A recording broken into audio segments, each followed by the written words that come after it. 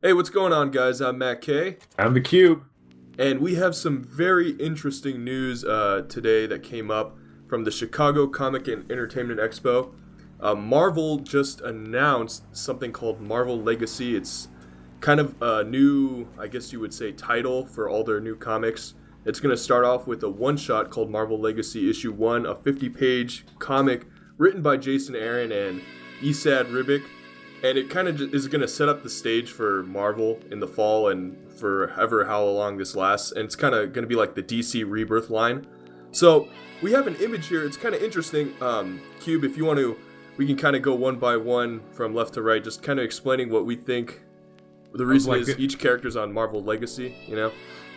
Yeah, exactly. So for those of you who have the image pulled up and have seen it, we basically go Storm, Daredevil, Thor, Hulk, Captain Marvel, Captain America, not Secret Empire or Hydra at all. Scarlet Witch, Iron Man, Janet, the Wasp, Doctor Strange, possibly Black Panther, Lockjaw, Black Widow, and Spider-Man. So and Ant-Man right on Cap's shield. Oh, and Ant-Man on Cap's shield. Yeah, he's kind of hidden there.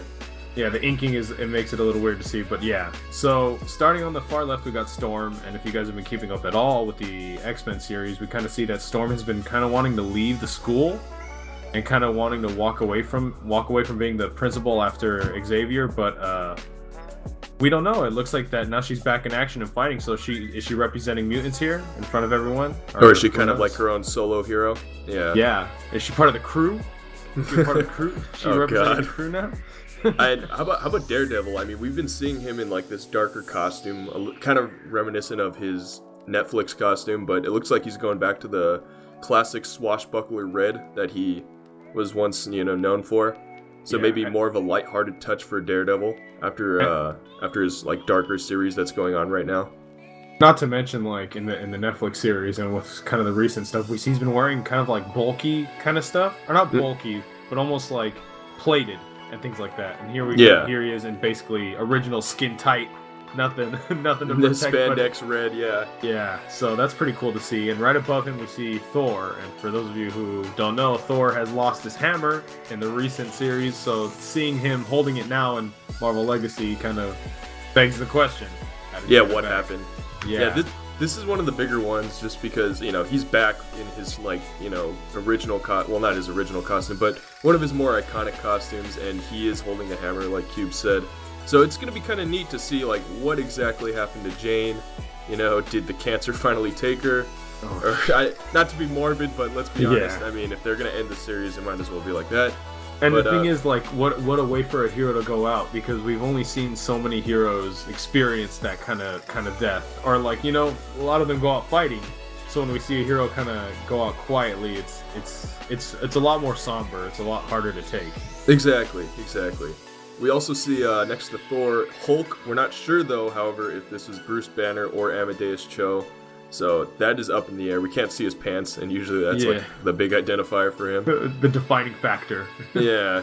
And then we see below him Captain Marvel, who still under her kind of her newer costume. Got the sash still. Yeah, sash is still there. Always happy to see. She doesn't have the full face mask or anything like some of the original stuff that she's been wearing in this costume. It's just the new Captain Marvel outfit. Straight up, just Carol. That's it. And then we got Cap right next to her. My bad. This is a big one, because of Secret Empire going on right now. It's apparently we know he lives, if that is him underneath the mask. If he lives through Secret Empire, that's something else. Considering the things we've seen him do and the people we've seen him play, like. He's played both sides, and he's played bad guys and good guys so carefully and so into his control that I would be surprised if everybody wouldn't be gunning for him at the beginning of this, or somewhere in the line of this. Yeah, Secret Empire 0 just came out, and I mean, already he's kind of showing he's a bad dude. He's already just taken out New York. He is going to be hard to redeem. Maybe it's going to be more of a redeeming story for Cap in this new Marvel Legacy run. Not to mention, like, if you guys have been keeping up with anything he's been in at all, in USA Avengers, he plays Robert DaCosta like a fiddle. Oh, Oh man, it's so crazy to see him in this like espionage role doing what he's doing, but it's awesome to see him back in the original red, white, and blue. Yeah. The classic costume. And same Yeah. thing for Ant-Man and the Wasp. It looks like they both have their classic costumes as well. We're not sure if that is Henry Pym underneath the mask, seeing as he's currently merged with Ultron, or if that's Scott Lang. So that's all. Who knows? That's all up in the air as well. We got Iron Man next to them, also looking to sporting to be like his classic, red and gold. I like to see we see the lining of his armor underneath it all. Like normally we see like a pretty hard metal like shell casing and everything around the outside, but you see like almost like scales going up the neck and up the fingers, so it looks more easily moved. Yeah, it's like a modern take on his old armor. I kind of like that as well. Yeah. And then above him, Scarlet Witch, who's been known to cause freaking terrible problems for the Marvel Universe, but it looks like she's back in her original costume as well, and taking on more of a heroic role this time around. Actually, now that we mention it, I don't see the Vision up here, who is a recent or a past lover of Scarlet Witch, and in his recent comic, he hurt her pretty badly, if I remember correctly. So her coming back and fighting, I wonder if we're gonna see her like recuperating back up from what happened to her, or who knows. And then from there it gets a little weird because of the inking. I'm assuming we have Doctor Strange next to her, looking also kind of like his 70s version with a full-on beard and white hair on the sides. Doesn't look like he has his cloak of levitation, however, but he has the classic gloves, those weird spotted gloves on. And he is flying too, which implies that if you guys also have been keeping up with that he has his magic back. Yeah, so that's fully. Interesting to see. Yeah, fully. Below him, I believe, is Black Panther, who, as of recently, has been taking on a bigger role in the Marvel Comics, kind of more as a leader. Kind of, we're seeing more of Wakanda recently, and it makes sense that he'd be on this kind of as one of the main heroes of Marvel Legacy.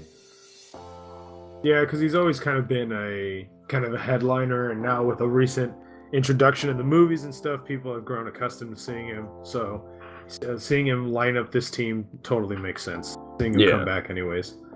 Then right behind them is Black Widow. Mm-hmm. Black Widow sitting on top of Lockjaw, the Inhuman dog. Which, I'm just assuming if Lockjaw's here and humans are going to be connected to this, and they just wanted to put like their most famous member, I guess, which is Lockjaw. Their face model of the entire Inhumans, a dog that can teleport. Yeah.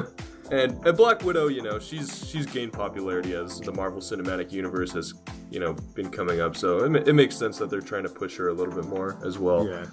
Question is, does she have the accent? That's a good point, because Scarlett Johansson doesn't really have much of a Russian accent. It's like there's no accent at all. No, there's no accent at all, actually. But, the espionage role yet again, so who knows? Yeah, whatever. Yeah. But it's and, fine, then, I guess. And then lastly, rounding it up, finally behind her is Spider-Man. And what seems to be sporting kind of a more sleek kind of costume compared to his recent one made by Parker Industries with the glowing bits and nice lights. Yeah. This looks like we're going to be getting, back to basics Spidey. We've already seen that after this whole Parker Industries Spectacular Spider-Man by that one's going to be kind of him going back to just meat and potatoes, Parker luck, screwing him over and stuff like that. Delivering the women and ruining his life. Good old Parker luck. Now, let's talk about this as a whole. I mean, we've seen some great success come out of DC Rebirth, and I'm kind of hoping that Marvel Legacy continues that trend, because their comics, if I'm going to be honest, haven't really been the greatest recently. Nothing to really kind of brag about.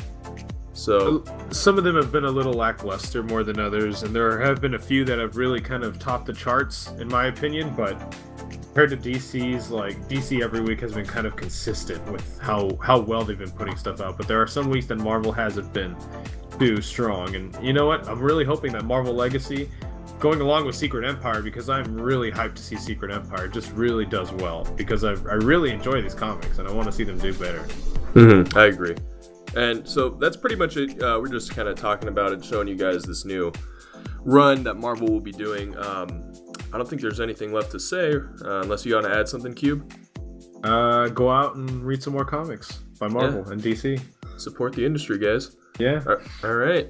I'm Matt K. And I'm the Qube. And we'll see you guys next time. Later.